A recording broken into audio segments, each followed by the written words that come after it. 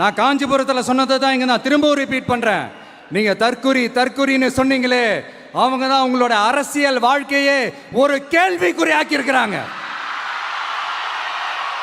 கேள்விக்குறி ஆக்கிட்டாங்க, இன்னமும் ஆக்க போறாங்க. அன்னைக்கு நான் சொன்னப்போ சிரிச்சவங்களாம் இன்னைக்கு என்ன பண்ண போறாங்களோ. உண்மையை சொன்னாதான் அந்த கூட்டத்துக்கு கசக்குமே. உண்மையிலே நீங்க மக்கள் மனசை புரிஞ்சு வச்சிருந்தீங்கன்னா நீங்க இப்படி மக்களை தப்பாவே பேசியிருக்க மாட்டீங்க. அது என்ன, அப்புறம் அரசியல் புரிதல் இல்லாம மக்கள் நமக்கு ஓட்டு போட்டுட்டாங்களாம். இந்த கவர்ச்சியில மயங்கி மக்கள் நமக்கு ஓட்டு போட்டுட்டாங்களா. நான் என்ன, சரி விடுங்க.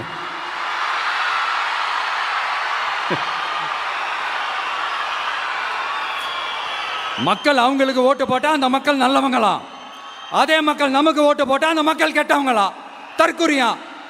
இதே மக்கள் தான் இத்தனை வருஷமா உங்களுக்கு ஓட்டு போட்டுட்டு இருந்தாங்க. உங்களுக்கு மட்டும் என்ன, வேற ஏதாவது பிளானட்ல இருந்து குதிச்சு ஓட்டு போட்டு போனாங்களா? தற்குறியாமா, தற்குறி நல்லா வருது, வேணான்னு பாக்குறேன். எங்க அண்ணன் விஜயகாந்த் அண்ணன் சொல்ற மாதிரி, அண்ணா அவர்கள் ஆரம்பிச்ச கட்சியை ஒரு அடிமை கூடாரமா ஆக்குனது யாருங்க சார்?